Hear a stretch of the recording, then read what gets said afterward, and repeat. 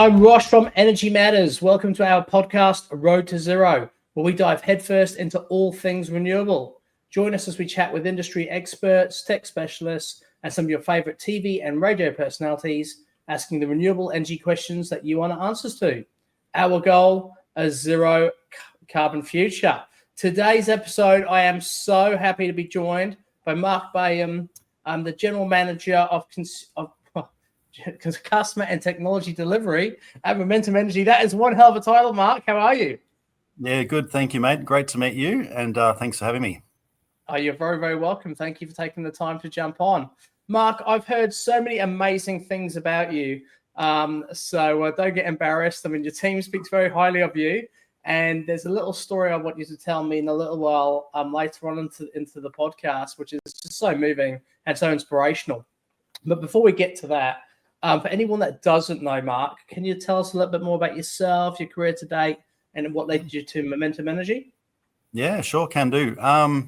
So as you said, I'm the GM of technology, customer and technology delivery. See, even I can do it, which is pretty impressive. But that means I'm responsible for leading some pretty amazing teams from an operations perspective, but also for technology and project delivery. So our team sort of keeps the lights on, as well as doing all the project and initiative work.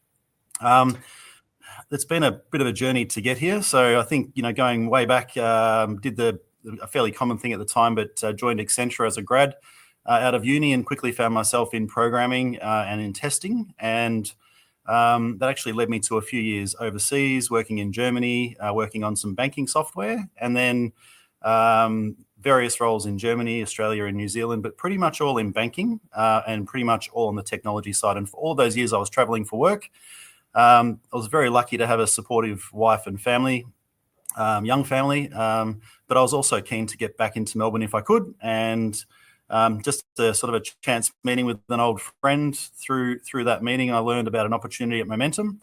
And that was a little over 5 years ago. And it's been pretty amazing here at Momentum. Wonderful place to work, great people, great opportunities. And whilst energy retail is not particularly glamorous, it's nice to be part of an organisation that cares and wants to make a difference. So I feel pretty lucky and privileged to be a part of it. Mark, so, my experience as a Momentum Manager, exactly that. I mean, I love you guys as part of our Energy Matters TV show. None more so than your commitment and the organisation's commitment to net zero and to really developing so many different solutions, for absolutely every type of person or organisation to actually be involved inside of that. Which kind of leads me to my first question. And for anyone watching or listening today, we are going to be featuring Momentum Energy this Saturday, 4 p.m. on 9 Live on our latest episode of Energy Matters. It's a really great segment. I'll talk more about that in a second. But one of the topics that comes up and probably is something that's really present to a lot of the communication inside of the show, as well as what's current in Australia right now, is net zero. Mark, can you just explain to everyone who doesn't understand what net zero is, what it actually means? Sure. So fundamentally, net zero means that the amount of greenhouse gases we add to the atmosphere is equal to the amount that we take out. So it's really essentially, it's about balance, and that's where the net comes from. We're always going to create some emissions. So there's some there's obvious ones like driving a petrol or a diesel car, flying on a plane, using gas for heating or cooking. But there's some not so obvious ones as well. So streaming entertainment or using the internet, getting home deliveries even. And so net zero is about reducing the emissions as much as we can and then doing other things to offset what's left. You just made me feel really guilty about ordering Uber Eats last night, as well as watching Netflix on a weekend. Which is amazing though, because once again, when you actually open your eyes and pay attention to all the different ways that we're actually attributing to carbon emissions, it's actually it's quite incredible, then how many actions we can take to obviously reduce that and potentially offset it through other means. Mark, can you tell me a little bit more about how your team particularly were instrumental in the rollout of Momentum's energy solutions products a year or so ago? Yeah, I can do that. I think before I do that, though, you should feel, I don't think you should feel that guilty, because what your company does is pretty amazing and certainly helps with a lot of the offsetting. So look, in terms of our team and the energy solutions, I'll try not to get too carried away because I am pretty proud of our team. We've got a little team. They do deliver a lot of change for Momentum, which is great. So really, truly amazing. And we get to work with some pretty incredible people. going back a couple of years, so we made a purposeful change in our strategy and direction. We're proud to be owned by Hydro Tasmania, Australia's biggest generator of renewable energy. And through that relationship, we've got access to some pretty incredible people, very passionate people when it comes to reducing emissions and net zero. In addition to that, we're very lucky to have some enthusiastic customers and a great product team. And so bringing all those minds together, we saw an opportunity to be able to provide products that were going to make a difference to our customers. And those teams all working together, spec them out, and then our technology team and delivery teams actually built the products. And so some of them we've just built ourselves, and some of them we've partnered with third parties to deliver. So for example, in Victoria, where we retail gas, we've got a partnership with Goodbye Gas, and they can help our Victorian customers to electrify. And I know that you've been speaking with Cam and a few other people, and so you'll have heard of some other products there, like virtual solar sharing, and some other ones like virtual power plants. So no, we're very proud of these, and we've got a few more that are coming down the pipeline as well. Look, it's really incredible how you are developing such a broad product suite, that can help anyone achieve net zero, from homeowners, businesses, and once again, it's almost like what I'm starting to learn about Momentum Energy is historically, we've always thought to ourselves, if I haven't got solar panels on my roof, that's it. I'm kind of stuck, right? There's nothing else I can do. Either install solar, my home or my business isn't suitable for solar. So, really that's the end of the conversation. But with Momentum Energy, it's not. That's almost like the start of the narrative is like, well, if you have got solar, fantastic. But if you haven't, guess what? We are owned by Hydro Tasmania, but there are also lots of other solutions available to you to explore how you can either benefit from one location or another location, or simply incorporate different types of technology and tools inside of their day-to-day, which is absolutely amazing. I'm not going to go into too much of that, Mark, because we have covered that off in different episodes, and we are going to cover it off in different episodes throughout the show. So I don't want to do any spoiler alerts for what's coming in the future. But one thing I do want to quickly touch on now is play a really, really quick clip for what's going to be happening this week on Saturday, 4 p.m. on 9 Live. It's going to be an amazing episode. James Treble visits Momentum at their HQ. Have a quick look at what happened.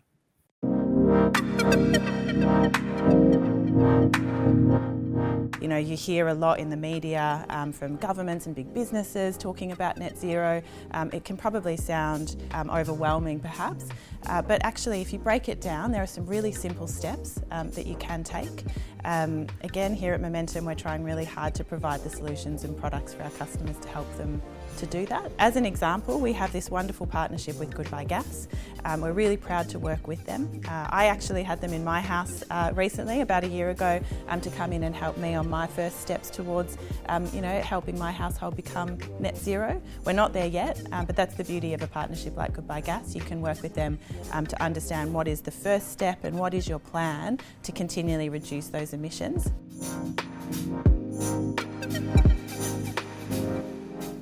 So, Mark, that was absolutely amazing. I mean, James had an incredible time. Lisa's just an absolute joy to chat to. So, he just called me up straight after saying, I love this company, Momentum Energy. I mean, these guys are so forward-thinking. He was absolutely blown away. But, Mark, what I do want to ask you is just a little bit more information about your own personal journey. Because I have heard on the grapevine that, you've really been inspired by the work you guys are doing at Momentum Energy. So much so, you've taken action in your own home and are on the journey towards achieving net zero. Can you tell me a little bit more about that? Yeah, I'm happy to tell you a bit more about that. So obviously seeing the effort, the investment that we were putting into these products and services, and we've got a pretty passionate team when it comes to a lot of this stuff, obviously. And Lisa, our MD, who you just mentioned, and I know that the team have had they've been having a great time working with you. James is super enthusiastic, and I wish I could have been a part of it, but unfortunately I wasn't able to. But I think a kicker for me came when Lisa actually shared with us a video, and it was Sir David Attenborough's opening address at COP26. And if you haven't seen it, or your viewers haven't seen it, I'd really recommend you go and have a look at it. It talks about carbon concentration, and really the key message is that nature is the ally here. Whatever we can whenever we restore the wild, it helps to recapture carbon, and it'll help us bring back that balance to the planet. And I actually showed that to my family to get the conversation going about net zero. And we sort of talked about, well, what are some of the things that we can do here? Because prior to that, we, even as a family and even talking about it, we sort of thought of net zero as a concept for governments and for big industry rather than just homes and families. And so got the conversation going and sort of realized that, yep, there are some things that we can do here. And, as a result of that, we had a look at our house and our options and did a bit of research. And for anyone that knows me, they know that I love PowerPoint. And so I put together a PowerPoint presentation and called a family meeting, and we sort of went through a high-level plan and agreed on what we thought we could and couldn't do, and set a bit of a time frame, and off we went from there. So still on the journey, but yeah, it's going well. So Mark, I have to ask you, how old are your kids? Currently 13 and 11, so nearly 14. How did they respond to a PowerPoint presentation? They're pretty used to me. They've had a few when we've come up with other sort of family agreements, so it wasn't a big shock, but yeah.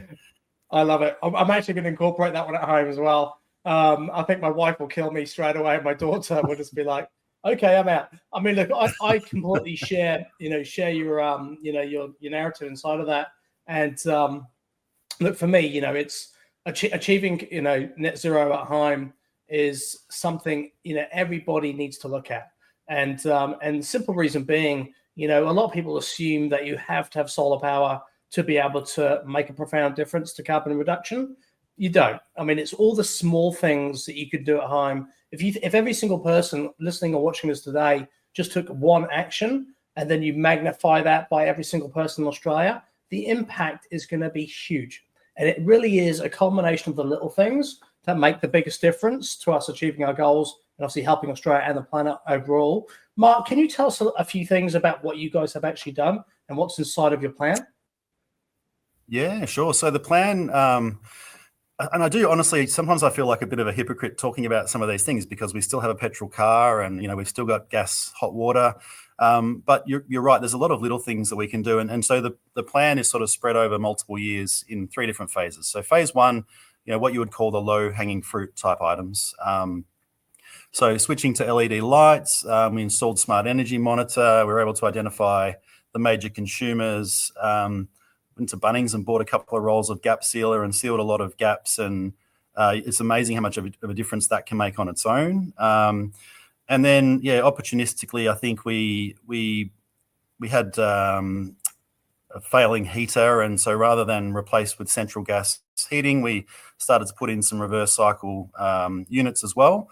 And we also live on a fairly busy road. So we retrofitted some of the windows with double glazing rather than replacing the whole window, a much more affordable option. But I think like many people at the moment, that we're in a bit of a cost of living crisis and we don't have a lot of spare cash to go around. So the plan is also a little bit opportunistic. It's at least having a plan there and knowing that if something's going to come to end of life or stop working, we've got some options. We've considered some options. That's sort of phase 1. Phase 2, if we can figure out how to afford it, is the solar and the battery and a couple of other things around the house. So we want to add an additional reverse cycle and an induction cooktop. And that might come a little bit quicker than we thought because I had an accident a couple of weeks ago involving the oven door. And so if it turns out that we can't replace it because it's quite old, then that'll escalate our plans for an induction cooktop. And then, phase 3 is going down that EV path and really completely getting off gas. So, multi-year, multi-phase plan, but good to have a plan. Mark, it almost sounds like an ESG strategy. I'm waiting for you to say scope 3 EV charges for anyone that delivers items to your home, and saying unless you just came here on an EV or on a push bike, go back and come back again. I think that's absolutely fantastic. And look, once again, I mean, anyone watching or listening, be inspired. I mean, seriously, it is that culmination of things, and it can really be designed to suit your own individual budgets. And you're bang on, Mark. I mean, unfortunately, none of us have just won the lottery and can suddenly incorporate a whole massive amount of changes to our day-to-day and right now. But as you said, the accidental damage to your gas cooker or your oven door. I'm not sure if that was accidental or not, but can obviously radically lead to a positive change in moving in the right direction. Have you seen any positive differences from your power bill as a direct result? Yeah, absolutely. From a power bill perspective, and because we use a tracker too, it's pretty easy to see sort of the busier periods or the higher use periods. But from the bill in general, like just I think what this has done is also brought awareness of gas and consumption and cost. And so that's, that has been very helpful in reducing the bill. But I think one of the more interesting things for us as a benefit, and you'd call it a creature comfort, absolutely, but we previously had a fairly ineffective evaporative cooler, and we've had some pretty hot days. Well, down in Melbourne, we've had some very hot days, and we never had that reverse cycle before, and that's just been awesome. So there's some other benefits for us as a family, not just the power bills, which has been great. And of course, knowing that you're trying to do your little bit, and if we can all do a little bit, that can add up to a lot. So there's that factor as well, which is good. Absolutely. And really, you hit the nail on the head on a really good point as well, which is, what a lot of people what we're attempting to establish through the TV show is that by making positive changes to reduce your energy bills, you're inadvertently reducing your carbon footprint. So the two kind of go hand in hand. So anything you can do to actually reduce your cost of electricity, or not your cost of electricity, but how much energy you consume, and which saves you money on your power straight away, and at the same token, it has a knock-on effect to reducing your carbon emissions as well directly by buying less black electricity, unless of course you're powered by solar power, then get some batteries. But really, Mark, that's actually absolutely amazing. I mean, why should you, and for the audience out there, why is it so important to write out your net zero plan? Well, I think having a plan states an intention. If you've got something and you've put it in writing, it makes it real. You've got an artifact that you can come back to and you can check in on it, and you don't have to stick perfectly to it. It's, as I said before, it can be a little bit opportunistic as well. And if you think about hot water service, if that fails, generally people just want to replace it as quickly as possible, and they'll replace. If it breaks down, they'll replace it with like for like another gas hot water service. But if you've got a plan, you've thought about it, you've done a bit of a research, the lead time to installing a heat pump, you can then make conscious decisions that tie back to your plan as well. So, but I think having it written down is really important. And then having something that we can sort of regroup and have a look at periodically, it helps with that, not just the feel good factor, but it's like any plan. If you can deliver on your plan, that's success. Absolutely. I can imagine now, Mark, if I was a fly on a wall at the next family meeting, I'm expecting this PowerPoint presentation with all these graphs and this is actually this is how we're tracking towards plan. This is how much we've actually saved in this period of time, which, to be honest with you, I mean, it may sound like, I don't know, how it's landing for me. For me personally, it is a real good feel-good factor, because when you're taking actions, it's not often you're not able to sort of, I suppose, have something tangible to refer back to. And looking at, I mean, one of the key things we did as in home is, we live in the Gold Coast, so it's been crazy weather. We've been here for about 7-8 months now, and we went through our first quarter without air conditioning, and it was brutal, but it was kind of a winter. I call it winter loosely because it wasn't really winter. And then we did our second quarter with air conditioning, but no solar power.